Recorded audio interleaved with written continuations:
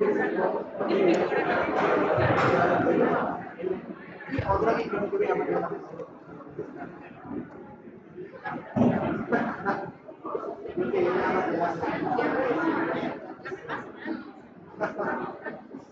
Yo voy a ir a partir.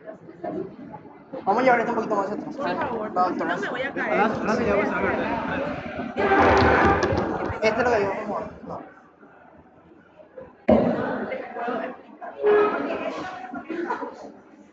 Él no está conectado. Está bien, ahí. No está conectado. Bueno, chiquita. No, proyectame así.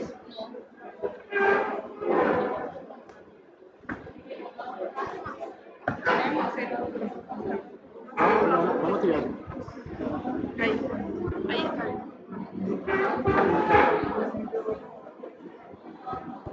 Ahí está. Ahí ya puede pasar. Vamos a ver esto.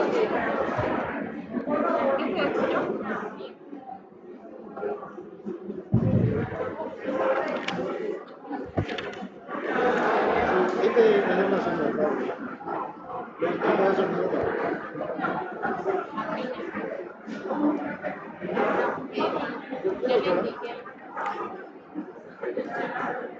No, hacer un mantenimiento, no antes. O sea, siempre hace falta, se decidió.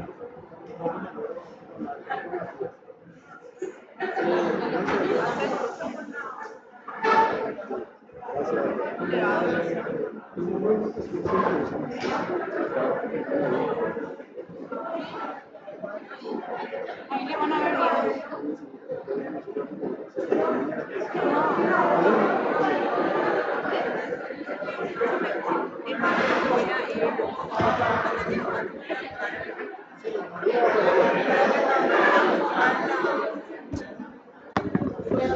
¿Sabes qué?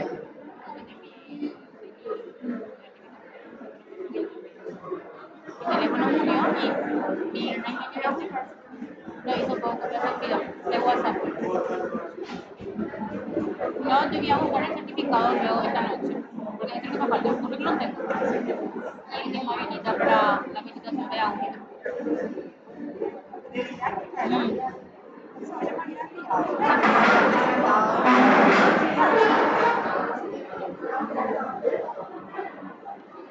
Muy buenas noches, queridos alumnos.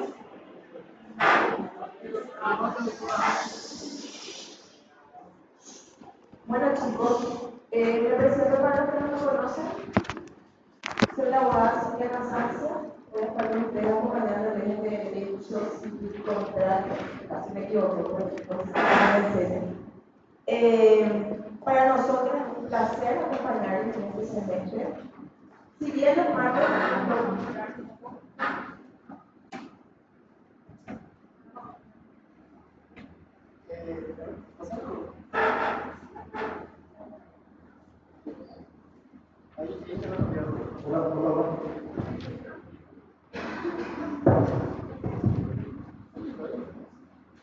Bueno, si bien los martes nos toca un horario un poquito ya cansador, ¿sí?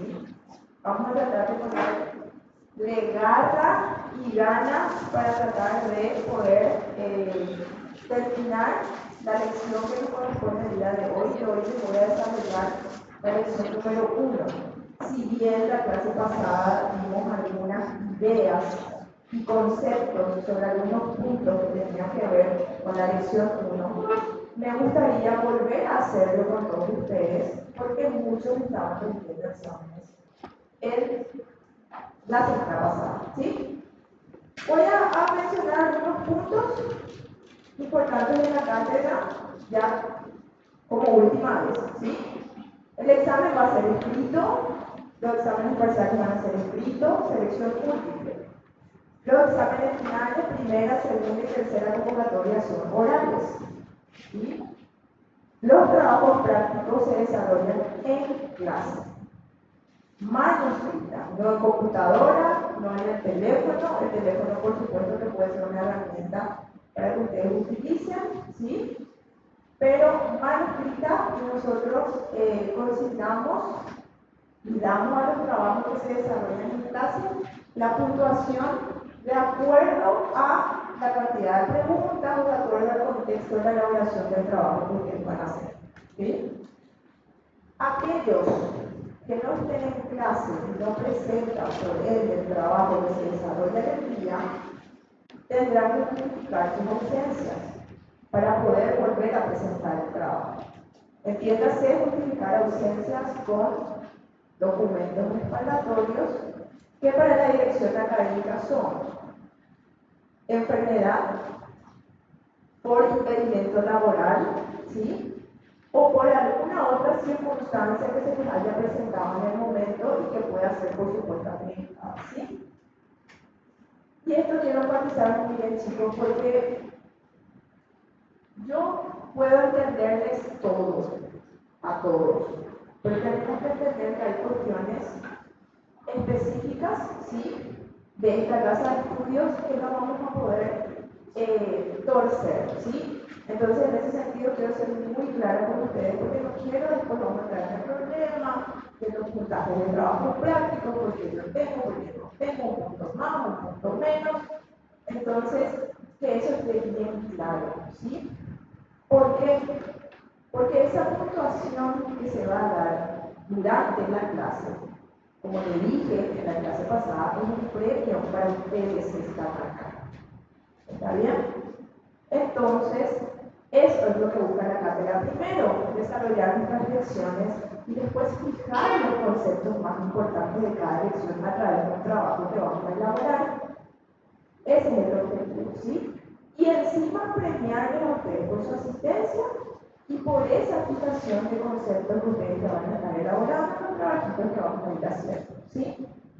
Una herramienta fundamental, y hasta diría elemental, es el Código Civil. Nosotros vamos a estudiar el Código Civil, vamos a leer el Código Civil, vamos a buscar el Código Civil, vamos a escribir en el Código Civil. Entonces es muy importante que ustedes tengan esa herramienta de trabajo. Si bien pueden tenerlo en su iPad o quizás en el celular, pero créanme de que es un libro que ustedes tienen que tener, es un código que ustedes tienen que tener, es una ley que ustedes tienen que tener, y por lo tanto les va a servir mucho trabajar ya en el código mismo, ¿sí? No sé si se puede llamar algo. Materiales o bibliografía tienen en la página web de la Facultad de Derecho y Ciencias Sociales.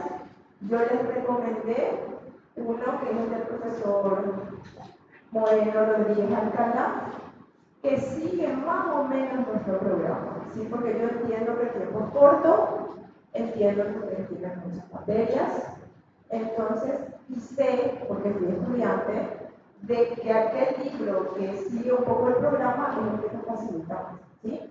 Igual, todas las demás bibliografías que ustedes puedan incluir a esta, genial, ¿está bien? Eso va a ser ya de acuerdo a la disponibilidad de ustedes, opcional, si lo quieren o no lo quieren, pero chicos, no lo estudien de completo porque no les va a ir nada bien. Yo conozco el lección del folleto y lo que está en el folleto no les voy a preguntar. ¿Está bien? Nosotros tenemos PowerPoint de todas las asignaturas, que son ayudas memorias que ustedes van a tener, que yo les voy a proporcionar, que pueden utilizarlo como repaso incluso, ¿sí?, cuando vayan estudiando todas las lecciones. Pero ojo chicos, esto es simplemente ayuda a memoria, no es el contenido en extenso de cada lección, ¿está bien? Entonces, para que eso también tengan en cuenta. ¿Algo que me quieran preguntar?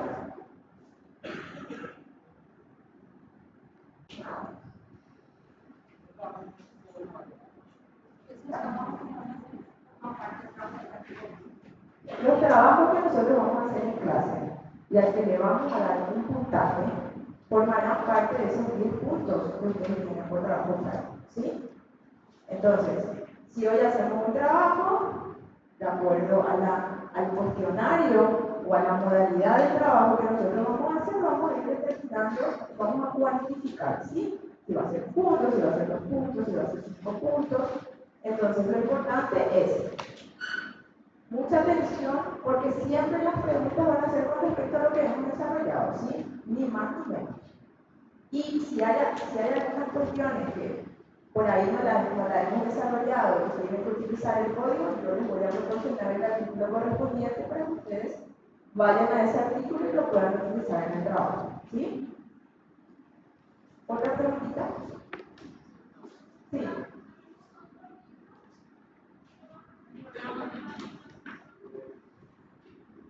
Hay un montón de libros. Yo te sugiero que te remitas a la bibliografía que está en la página web. Yo les recomiendo, no sé si alguien tiene este profesor acá, uso de contratos, porque es el que más o menos sigue el programa. Ningún libro de la bibliografía que está en la página web de la universidad, perdón, de la Facultad de Derecho, sigue propiamente el programa. ¿Sí? Les sugiero este porque les va a facilitar. Si bien utiliza el profesor Moreno un lenguaje de repente un poco técnico en algunos puntos, sí, en base a los conceptos están bien claros y bien determinados, ¿sí? Entonces les va a servir mucho. Y el Código Civil fundamental. El Código Civil es lo que tenemos que tener sí o sí, porque todo lo que vamos a desarrollar, chicos, es el Código Civil. Parafraseado en un libro o en bibliografía de varios autores, pero en definitiva es el Código Civil que vamos a estudiar. ¿Algo más que me quieran preguntar? Sí. 18 lecciones, ¿verdad? 18. Cortísimo.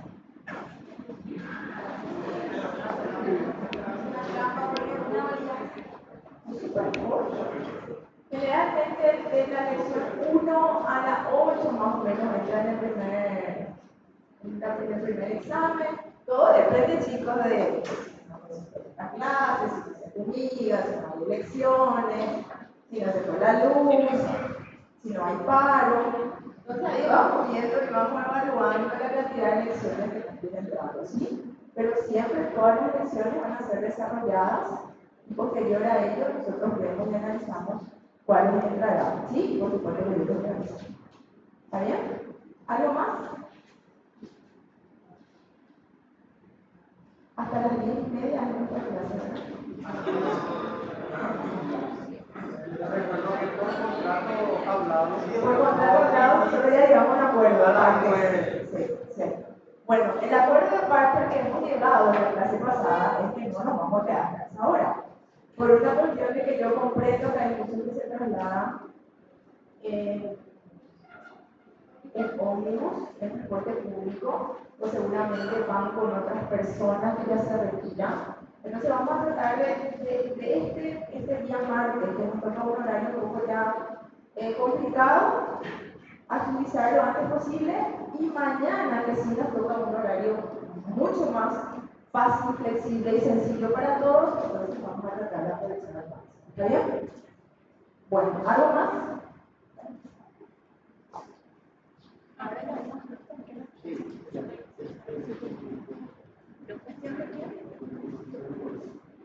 Gracias, Nicolás. Gracias, Nicolás, por la luz, porque la otra vez estábamos en una prueba.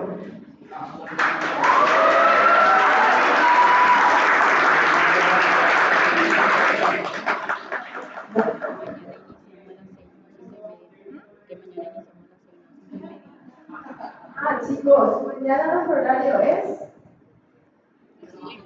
17:30. ¿Veis cómo me vamos a empezar? 17:30. No hay forma de sí. Trabajar el mismo, no está actualizado, o sea,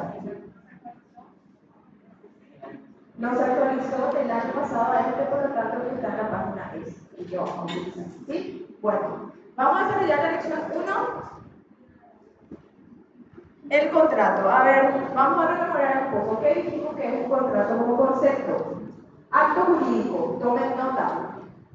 Acto jurídico, por supuesto, acuerdo de voluntades por medio del cual, ¿qué se genera a través de ese acuerdo de voluntades? Obligaciones. El contrato, dijimos en la clase pasada, ¿qué contenido tiene que tener siempre? El contrato tiene 3 elementos fundamentales que se encuentran en el Código Civil, que son elementos esenciales. Pero también para que nos podamos encontrar ante un contrato propiamente, debe tener patrimonio. ¿Sí?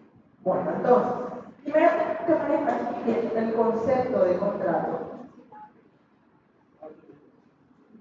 Entonces, hablamos de acto jurídico, hablamos de acuerdo de voluntades, hablamos de... Dijimos que... ¿sí? Dijimos que no todos los acuerdos de voluntades son contratos y dimos un ejemplo. Cuando queremos salir a tomar algo con alguien, que alguien incumpla esa voluntad de ir a tomar algo, a comer algo, por supuesto, eso no va a tener un efecto jurídico de reclamar por incumplimiento de contrato, aunque haya sido un acuerdo de partes, ¿sí? Entonces, cuando nos vamos a encontrar ante un contrato, tenemos que tener siempre identificado cuáles son los elementos esenciales de un contrato a los efectos de que vamos a determinar que sí es un contrato y por lo tanto es exigible. ¿Sí? Parece que no me Hola. Entonces, dijimos, ¿cuál es el fin inmediato? El fin inmediato, tomen nota. Crear, modificar, transferir, conservar, extinguir derechos. ¿Sí? Hola. Derechos. Por supuesto que tenemos que estar de consecuencias jurídicas. ¿Sí? Lo que significa que ese acuerdo de partes.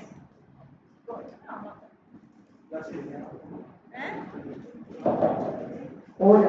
Lo que significa que ese acuerdo de partes que se genera, hola, ¿escucha? Tiene que generar todos esos efectos. Esos efectos de crear, modificar, transferir, conservar o extinguir derechos son los efectos del acto jurídico. ¿Por qué? Porque el contrato es un acto jurídico. ¿Sí? Entonces, si nosotros nos vamos a encontrar o queremos encontrarnos ante un contrato, ¿cuáles son los elementos que yo tengo que buscar en ese documento? Que va a venir mi cliente, me va a traer problema. Acuerdo de voluntades. Tiene que tener efectos jurídicos, ¿sí? Y por supuesto que tenemos que hablar de un contenido patrimonial, ¿sí? Son elementos fundamentales que tenemos que tener en cuenta para encontrarnos ante un contrato. Existen varias definiciones sobre contratos. Aquí yo les puse algunas que a mí me parecieron importantes. Por ejemplo, no podemos dejar de mencionar el Código de Napoleón. Chicos, el Código de Napoleón fue fuente de varias modificaciones, incluso de la nuestra, de nuestro Código Civil. ¿Y qué decía Napoleón? ¿Cómo definía el contrato en esa época, 1804? Él decía, el contrato es la convención por la cual una o más personas se obligan con otra u otras a dar, hacer o no hacer alguna cosa. Napoleón no determinaba específicamente que tenía que haber un contenido patrimonial, sea o no patrimonial, si era un acuerdo, esta convención entre dos o más personas, sencillamente ya era para Napoleón, para el Código de Napoleón, un contrato.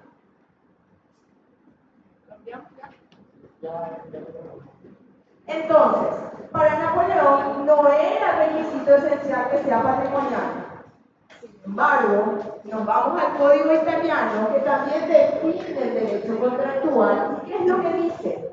El contrato es el acuerdo de dos o más personas para constituir, regular o extinguir entre sí una relación jurídica patrimonial. Entonces, ¿qué pasa? Del Código de Napoleón de 1804 al Código Italiano de 1942, cambió un poco la esencia y el concepto del contrato. ¿Qué dice el Código Argentino de Bellas Artes? al contrato cuando varias personas se ponen de acuerdo sobre una declaración de voluntad común destinada a arreglar derechos. De manera general, no habla taxativamente de contenido patrimonial o no. Existen elementos del contrato que mejoran esta clase pasada.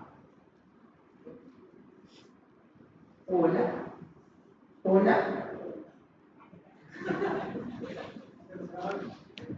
Gracias. Bueno, dijimos en la clase pasada que los contratos tienen elementos, ¿sí? Hablamos también que el Código Civil paraguayo, en el artículo 673, tomen nota, chicos, 673, claramente nos habla de los elementos esenciales del contrato. Y acá la compañera va a leer el 673, que no tiene su código, anote. Pregunta de examen. Artículo 673. Son requisitos esenciales del contrato. A.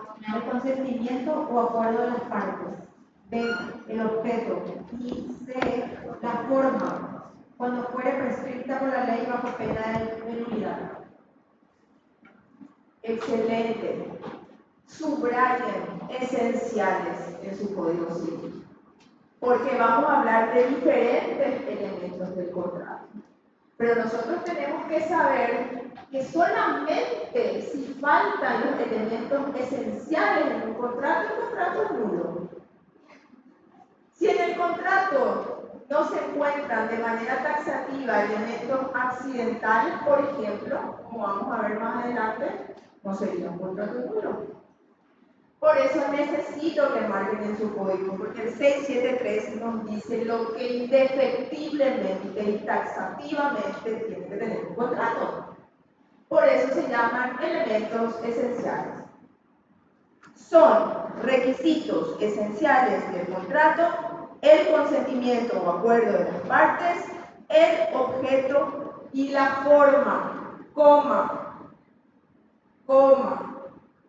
cuando fuere prescripta por la ley bajo pena de nulidad. ¿Qué significa? Lo dijimos en la clase pasada. Que si la ley no me impone una forma para hacer mi contrato, rige el principio de la libertad de las formas. Y yo lo puedo redactar donde quiera, como quiera, siempre y cuando no atente contra la moral, las buenas costumbres y el orden público.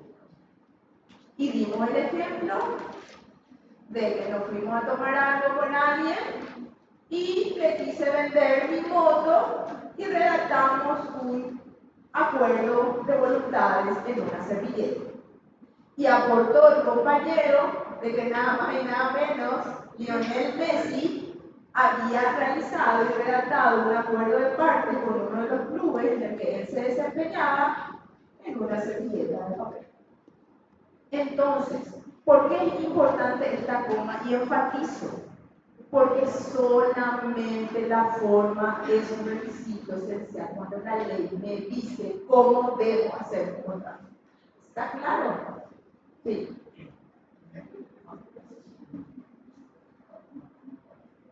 Depende del contrato que vas a realizar.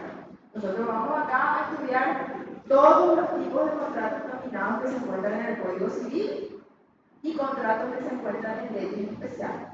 Todo depende del objeto en el que vos vas a contratar. ¿Sí? Ahora hay modalidades muy avanzadas en cuanto tenemos de la firma electrónica. ¿Sí? ¿Querías preguntar algo? Sí.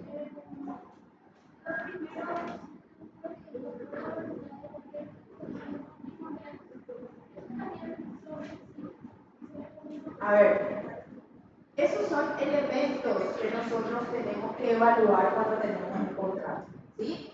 Ahora bien, ahora estamos hablando de elementos esenciales del contrato. ¿Qué significa? Que indefectiblemente debe encontrarse en un contrato. Y que si no se encuentra en un contrato, es nulo. Por eso, ahora vamos a hablar de los siguientes elementos, que son los elementos accidentales del contrato. Sí.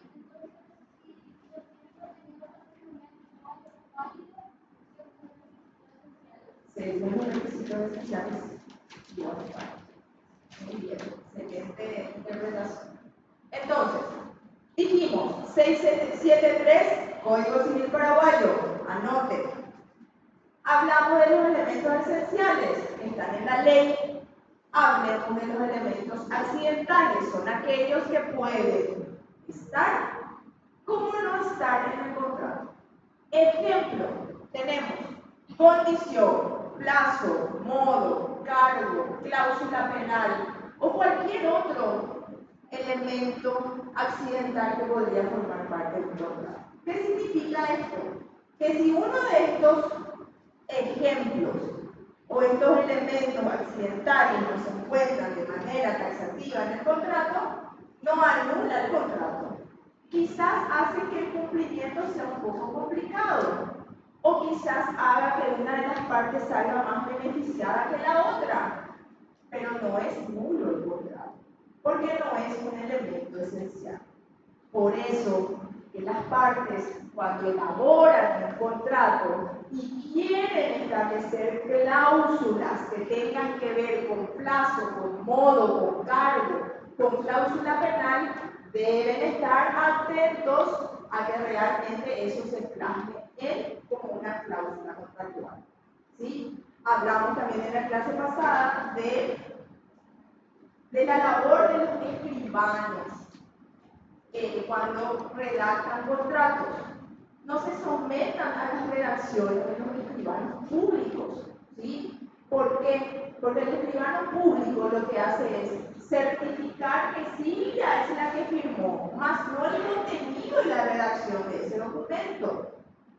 Y es muy habitual que nos vayamos a la escribanía y nos sentemos y nos pongan ahí el contrato que han usado 500 veces con diferentes casos, pero que ellos engloban y utilizan como proforma, y después nosotros nos vemos en serios problemas cuando en definitiva ese contrato no se elaboró de acuerdo a la necesidad o de acuerdo a lo que yo pacté con la otra parte. Los escribanos no certifican el contenido de las cláusulas contractuales. Los escribanos certifican que Silvia, Pedro, Juan, María o José compareció ante su escribanía y firmó ese contrato. Más nada.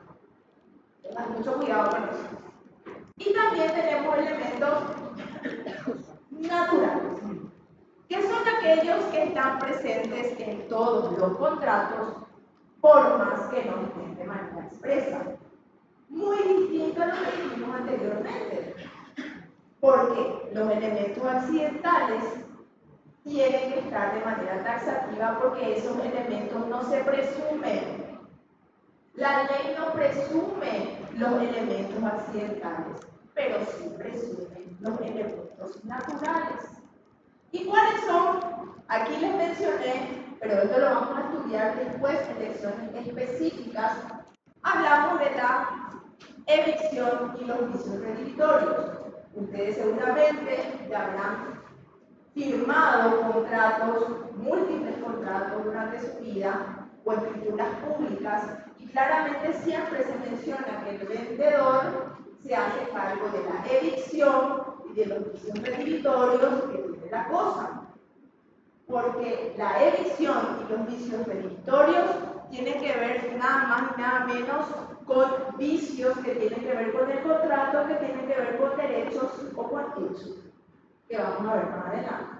Entonces, puede ser que en mi contrato nos dé una cláusula en donde diga la vendedora, Silvia Castaxia, se hará responsable o asume la responsabilidad sobre la evicción o los vicios redhibitorios de la cosa, de la casa, del auto, de la moto que está vendiendo.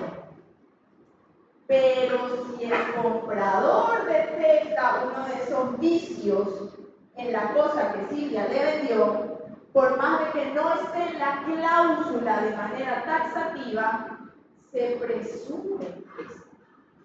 Entonces, Entonces, sencillamente, si yo me voy ante el órgano jurisdiccional para rescindir, para incumplimiento de contrato, para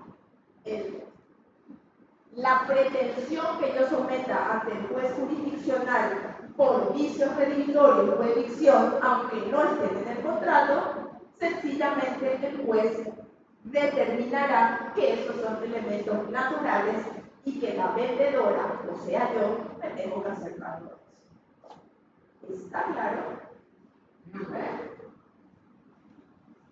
Estos puntos tienen que manejar muy bien, porque acá arrancamos, ¿sí?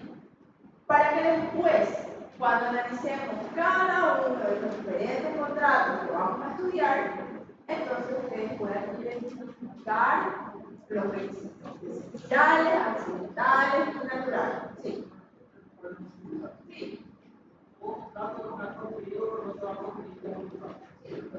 Los elementos esenciales son los mismos, a priori. En cuanto a, por ejemplo, elementos accidentales, precio o la gratuidad, también son elementos naturales. No. No son elementos naturales. Porque realmente se estipula. Sí. En una compra-venta, el precio es un elemento artístico o también artístico es un elemento natural.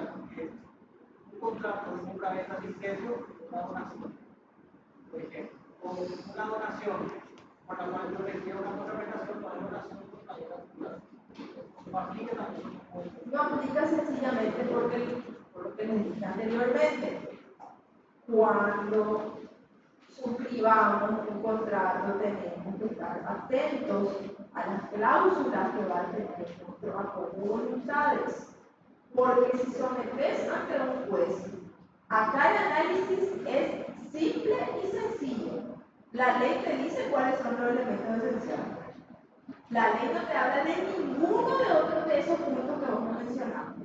Entonces, sencillamente, no va a ser nulo. Ahora, quizás podrías anular, quizás, pero para que puedas anular por falta de uno de esos elementos que a vos se te pasó, ¿sí? Vos tendrías que alegar el interés, el perjuicio que te generó y otras circunstancias que el juez va a terminar evaluando. Ahora bien, la nulidad por la nulidad misma tiene que ver solamente con los requisitos esenciales. Todo lo demás lo podemos someter ante el juez, por supuesto. Si hablamos de vicios redimitorios y de evicción, aunque no estén, son elementos naturales. Que el juez va a decir, no, claro, hágase cargo. Pero elementos accidentales, si bien el precio, chicos, si el precio nos falta en nuestro contrato, complicado. O sea, no es un elemento natural. No es un elemento natural, es un elemento que forma parte del acuerdo de voluntades. Que si yo no consigné el precio, ¿qué yo voy a hacer? Voy a ir a hablar con la otra parte, que si acá hubo un error, vamos a hacer una adenda al contrato, vamos a dejar sin efecto este contrato y vamos a establecer el precio. Buscaré anular, que no es lo mismo anular que la nulidad propiamente en cuanto a los efectos jurídicos para las partes, vamos a estudiar también después. Pero es ahí donde nosotros tenemos que prestar toda la atención. Claro. ¿Por qué? Porque sencillamente si yo estuve asesorando a mi cliente nada más y nada menos que falta un requisito indispensable para esa transacción que se está realizando, pues seré irresponsable. ¿Sí? Por eso es que es muy importante que estemos atentos. Sí.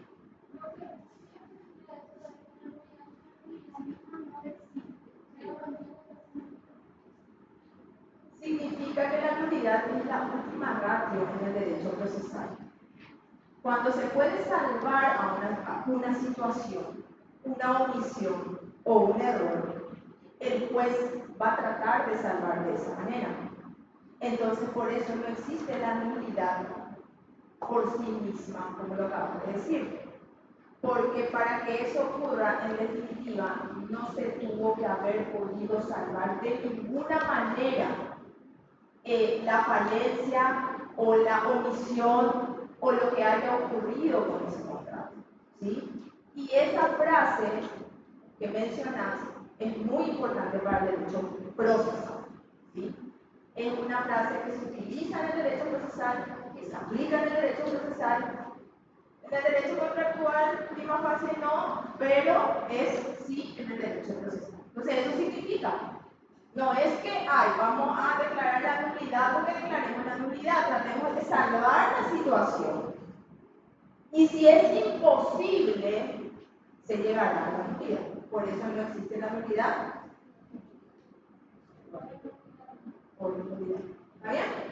O sea, ahí tenemos los elementos del contrato. Por supuesto que el contrato evolucionó, ¿sí? Voy a ser muy breve acá, porque la parte de historia muchas veces a esta hora ya no es tan agradable. Por supuesto que el contrato evolucionó a través del tiempo, y también tenemos que decir que el derecho romano, en la época romana, se utilizaba mucho la terminología de convenciones, contratos y pactos, ¿sí? ¿Qué era lo que no todas las convenciones eran contratos? Generalmente los pactos y las convenciones eran como generales, ¿sí? No especificaban si era de contenido patrimonial o no, entonces eran muy generalizadas, distinto a lo que los romanos determinaron propiamente como contrato, porque para los romanos el requisito sine qua non, o sea, el requisito fundamental para que sea un contrato era la forma, la solemnidad. Ese era el elemento fundamental. ¿Y qué pasaba?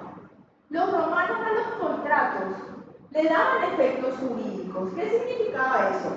Que si yo suscribía un contrato, yo podía obligar al cumplimiento del contrato a la parte que estaba incumpliendo, porque se generaba un efecto jurídico. Pero cuando se suscribían pactos, el efecto jurídico o los pactos no tenían efecto jurídico. ¿Qué significaba? Que yo podía cumplir o no cumplir el pacto. Y la otra parte no tenía acción contra mí para obligarme a cumplir ese pacto. Entonces, se utilizaba cuando llegaban a las contiendas judiciales y se sometía ante el órgano judicial un pacto, solamente ese pacto servía como una excepción, no como una herramienta de acción para que la otra parte cumpla el pacto. Entonces, el pacto no producía efectos jurídicos, por lo tanto, no estaba obligada la parte a cumplir el pacto. ¿La parte podía cumplir el pacto? Por supuesto que sí. Pero, si yo cumplía el pacto y yo entregaba la cosa y después me arrepentía, no podía reclamar que me devuelvan la cosa.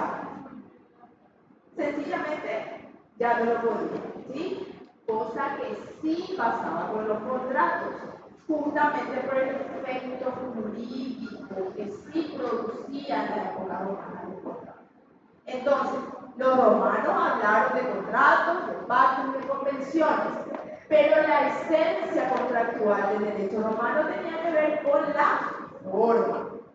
¿Y cuáles eran los clásicos contratos del derecho romano? Re, verbis y consensus. Re, me imagino que todos saben, eran aquellos que se perfeccionaban ¿cómo? Por la entrega de la cosa. Por favor. Eran aquellos que se perfeccionaban con la entrega de la cosa. Ejemplo, les puse acá: depósito, mutuo, comodato, prenda.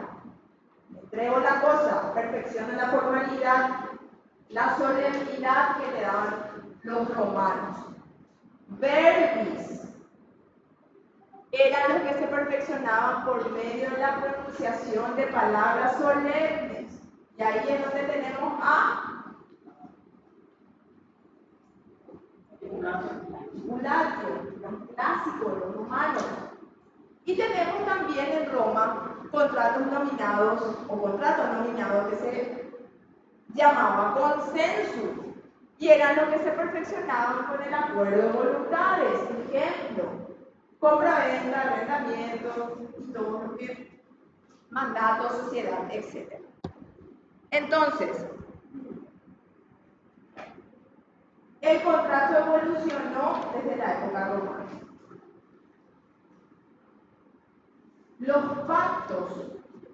A los pactos que no tenían efectos jurídicos en la época romana, ¿qué hicieron los imperialistas? ¿Y qué hicieron los pretores? Es ahí donde nació, y ustedes habrán estudiado los pactos nudos y los pactos vestidos. Los pactos nudos eran aquellos que se quedaban en la forma de lo que mencioné anteriormente, lo que significa que no generaba la posibilidad de accionar a la otra parte para que cumpla el pacto. Sin embargo, los pactos vestidos, ¿sí?, justamente por las formalidades pretorias que más autoridades del Imperio Romano le fueron dando, justamente por eso se llaman vestidos, le vestían de ciertas formalidades, entonces diferenciaba aquellos pactos nudos que en definitiva no generaban derecho de obligar a que se cumpla por parte de la persona o de la otra parte que lo estaba cumpliendo. Entonces, esos son los puntos más importantes del derecho romano que tenemos que saber a grandes rasgos, que por supuesto leerán el libro y después me contarán en el examen. Tenemos que hablar también de la Edad Media y la Edad Moderna, cortito. Es importante que ustedes sepan cómo siguió evolucionando el contrato hasta nuestros días. Siempre, o a partir de la Edad Media, ¿qué es lo que se concebía? Claramente que el acuerdo de parte o consentimiento era suficiente. ¿Para qué? Para tener un contrato. Cosa diferente que ocurría en Roma. Porque en Roma lo único importante era la formalidad. Sin embargo, cuando pasamos a la Edad Media, se establecía que el consentimiento o el acuerdo de partes perfeccionaba el contrato.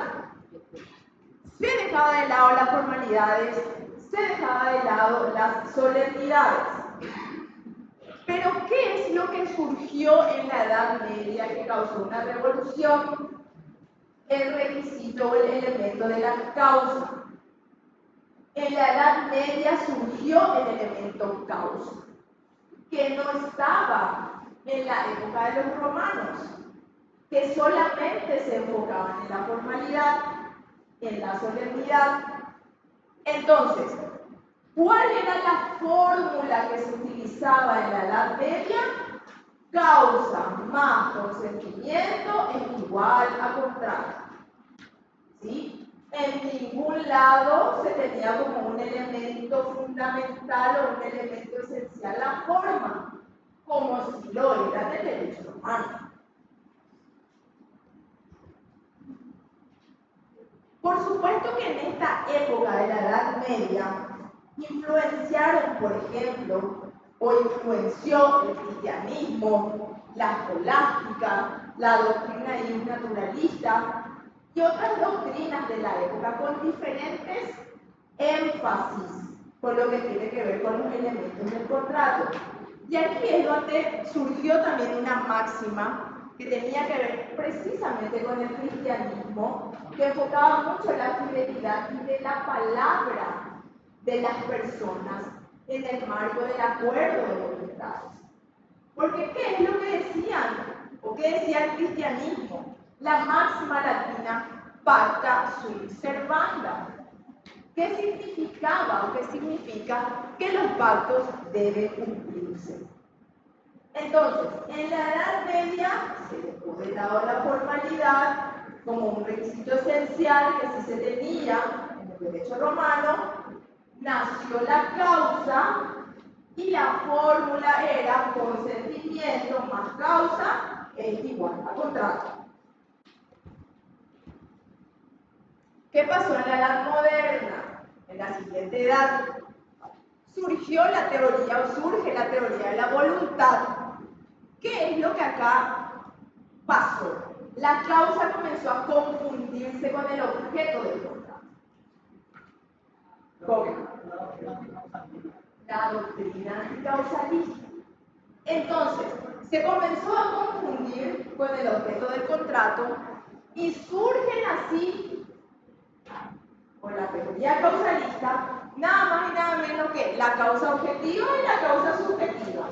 La causa objetiva que tenía que ver con el objeto del contrato y la causa subjetiva que tenía que ver con el interés de las personas que otorgaban y daban su acuerdo de voluntad.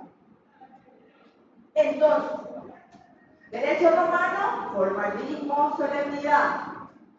Edad media, dejó de lado la formalidad, la solemnidad y premió la causa con el consentimiento para tener un contrato o tener un contrato.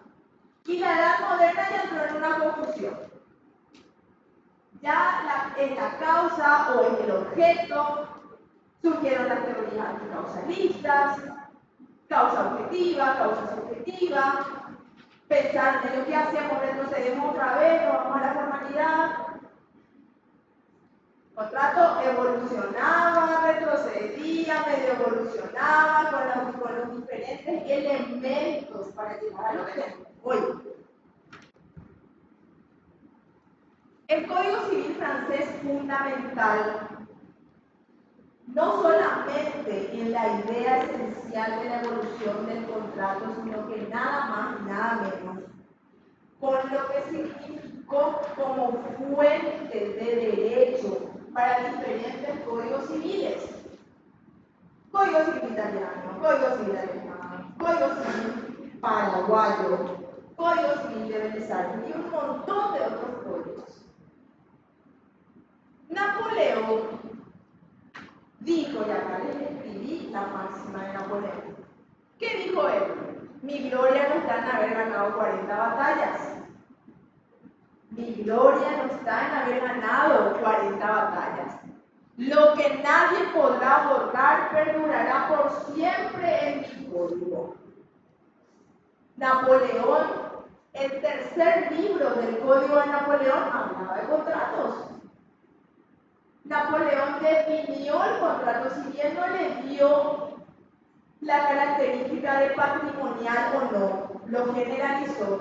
En 1804 ya había un concepto de contrato. ¿Sí?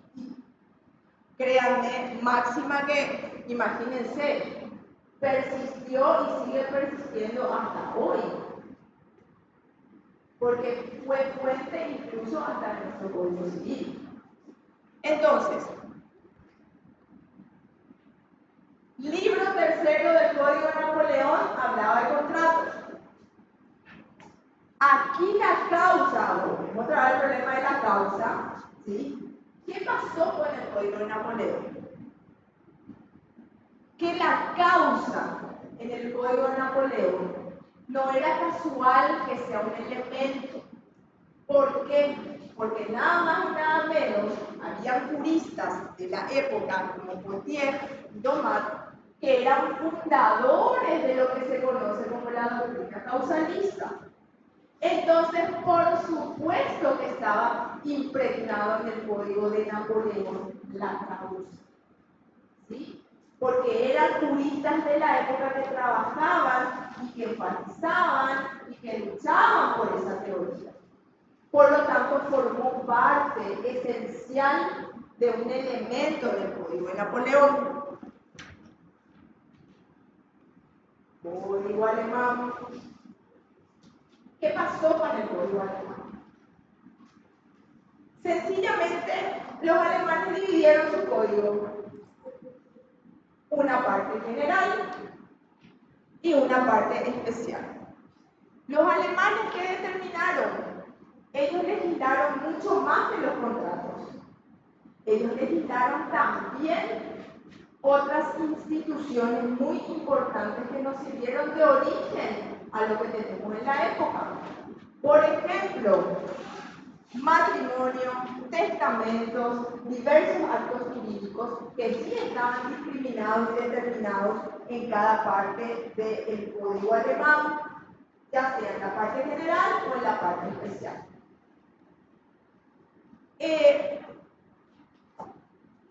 Siguieron lineamientos de la época, ¿sí? Pero estrictamente ustedes sabrán que los alemanes son consecuentes con lo que hacen y tratan de no estar tan influenciados por otras fuentes, pero en definitiva, como era tan importante y tan, una obra tan majestuosa la de Napoleón, no tuvieron, ¿sí?, de otra más que tomar ciertos puntos del código napoleónico, pero ellos le quisieron dar un poco su estilo y dividieron por eso en una parte general y especial, cosa que no era habitual que ocurra en los códigos de esa época, ¿sí? La unificación de los contratos civiles y comerciales en el Código Civil Italiano en 1942. El Código Civil Italiano de 1942 también, o no pudo estar ajeno a lo que Benito Mussolini establecía a través de su corriente fascista. Entonces, tuvo injerencia todo lo que tenía que ver con el derecho contractual en las relaciones particulares y también en las relaciones contractuales laborales.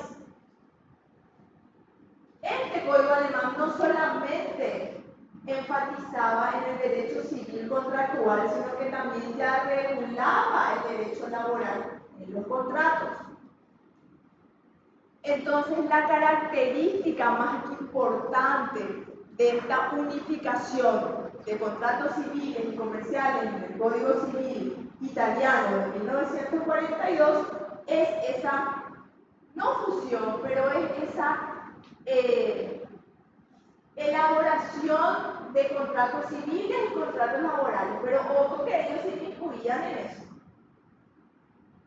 Eran contratos muy leoninos de la época, en donde el acuerdo de voluntades no era lo que más resaltaba en los contratos que se regían por el código de la época de 1942. En cuanto a los contratos, y aquí los anoté, por supuesto que ya existía un código anticausalista, que es lo que venimos diciendo, pero este Código Civil y Comercial Italiano de 1942 incluyó a la causa objetiva, que es lo que los italianos llamaron neocausalismo. La causa fue un problemón en toda esta época. En algunos periodos sí, en otros periodos no. En otros periodos se fusionaron con el consentimiento, en otros no eran importantes, pero todo eso formó parte de la evolución de lo que hoy tenemos. ¿Y qué es lo que hoy tenemos? Sencillamente lo que la norma nos habla en cuanto a esos elementos que estudiamos al inicio de la clase. Todo esto tuvo que ocurrir para llegar a esto, para llegar a que los juristas ya de nuestra época y un poquito antes puedan realmente darse cuenta de que cuáles son los elementos que realmente son esenciales, cuáles son los elementos accidentales y cuáles son los elementos naturales. Porque no se olviden que los contratos siempre generan efectos jurídicos. Y para que generen efectos jurídicos, esas cláusulas contractuales, de acuerdo a los elementos del contrato, son las que nos van a dar la herramienta para poder accionar ante el órgano jurisdiccional y reclamar el caso de incumplimiento. Si yo no determino y yo no individualizo qué es lo que yo tengo que buscar en el contrato cuando venga mi cliente, ¿cómo yo puedo saber qué acción puedo plantear? Porque ustedes tienen que darle la solución al cliente. Y cuando hablamos de contrato, por eso es que tenemos que enfatizar en estos elementos que estamos estudiando ahora. Por supuesto que el contrato también tuvo una evolución y un aporte del common law. Pero ¿qué pasaba acá?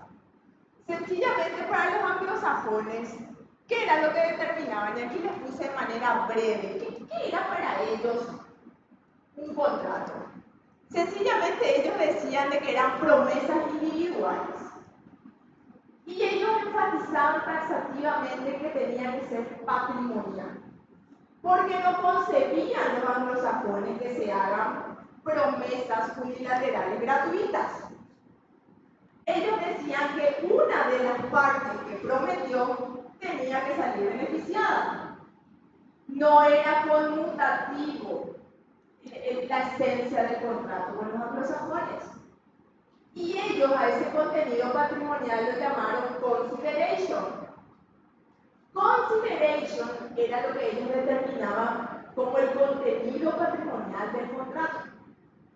Si el contrato, o sea, para ellos, la promesa unilateral entre las partes no tenía un contenido patrimonial, no era un contrato. Cuando los anglosajones comenzaron a pensar y entraron en la famosa crisis del consideration, o sea, crisis del contenido patrimonial del contrato, cuando comenzaron a tener influencias europeas. Y cuando comenzaron a ver ya la oferta, la demanda y otras figuras que ya se estaban suscitando en Europa y en diferentes pueblos europeos. Es ahí donde ellos pararon la pelota y dijeron, ¿será que siempre tiene que ser patrimonial?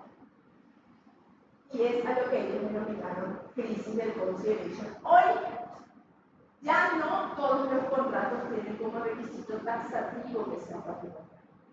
Ellos ya dejaron de lado como una condición taxativa lo patrimonial y ya están realizando, incluso a través de los estados, ¿sí? Ellos ya proceden a la realización de contratos de contenido no patrimonial. ¿Sí? Bueno, el sistema anglosajón ya en esa época se manejaba con normas consuetudinarias, base de costumbres, no como el sistema continental que tenemos ahora actualmente, el romanismo. Totalmente. Entonces, estos son algunos, después se van a ir a enfatizar, ¿sí? Y van a ahondar, pero algunas características importantes que ustedes tienen que manejar sobre la evolución que se dio en el contrato o en el concepto del contrato o en los elementos contractuales hasta llegar a lo que tenemos. ¿Alguna pregunta? 9:28. Nuestro Código Civil sigue la doctrina clausalista. En el mismo anteproyecto de Gasperi se menciona taxativamente.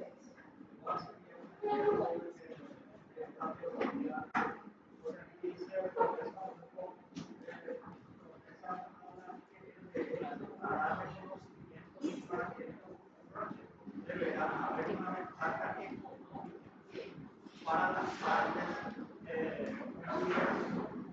no será necesaria la equivalencia de las prestaciones, pero sí es necesaria el Contenido patrimonial. Sí.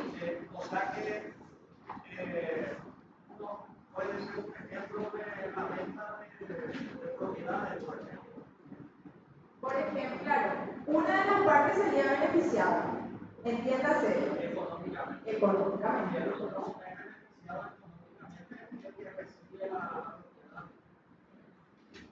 Y tampoco es el equivalente, puede ser un terreno pequeño, pero Por ejemplo, el precio puede ser muy elevado. exactamente, porque cuando es conmutativo o cuando estamos hablando de equivalencia en las prestaciones, por ejemplo, en un contrato de compra-venta, yo te vendo mi terreno, ¿sí? Que está acá sobre Santísima Trinidad, que cuesta $100,000 los terrenos, yo te vendo por $100,000, vos me a $100,000, entonces hay una equivalencia de prestaciones ahí. Porque yo te vendí por el precio justo y vos pagaste el precio de mercado. ¿Sí? Hay una equivalencia, los dos salimos beneficiados. Vos querías comprar, tenías el dinero y el precio en el que yo te estoy ofreciendo es el precio de mercado, el precio veraz, el precio real, que eso se puede comprobar. Pero en este caso no era así, claramente como vos lo dijiste. Alguien salía más beneficiado que tú. Y ahí está, por ejemplo, vendía mi terreno sobre esta Santísima Trinidad, que tenía un valor de $100,000, te lo vendía en 100 millones de guaraníes. Entonces, ¿quién era el que salía beneficiado? El que compraba. ¿Por qué? Porque compró a un precio que no es el precio del mercado. Y esa era su esencia. Alguien, sí o sí, uno de los dos tenía que salir beneficiado. No había una paridad, ¿sí? No había sencillamente una equivalencia de prestación. Esa era su esencia. Hoy, por supuesto, que ya estamos en otra posición y en otro contractual con los anglosajones, pero ellos comenzaron de esa manera. Por eso, cuando tuvieron la influencia, ¿sí?, de códigos europeos, se dieron cuenta que de esa manera no podían continuar. ¿Sí? ¿Algo más? ¿Alguna duda?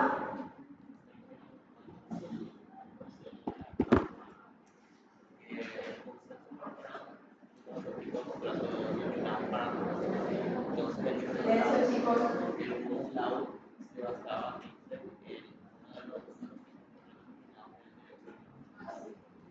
Utilizamos como fuente también. Siempre el derecho romano, chicos, fuente del derecho universal. Solo tenemos que saber eso.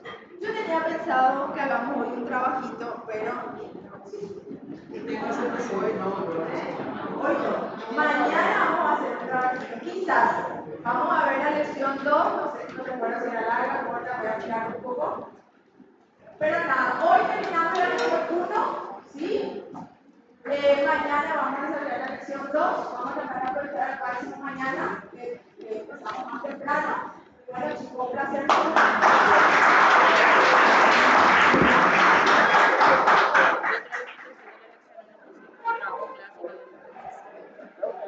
Vale.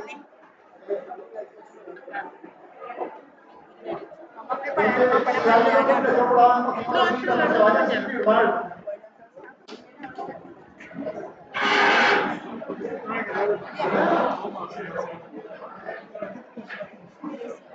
Una de las cosas, yo no salgo de mi trabajo a las 6.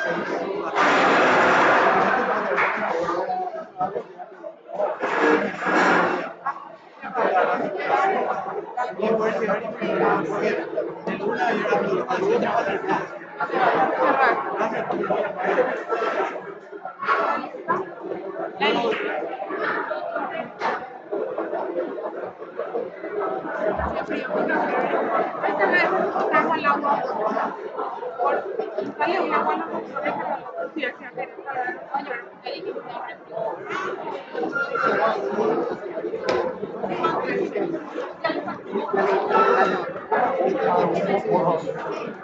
La gente de los policías y militares tiene que venir. Acá está.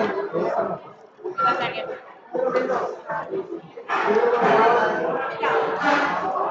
Si vos te salís del principio todo lo demás irá siendo absolutamente lo el resto no va siendo todo lo que vos aportes de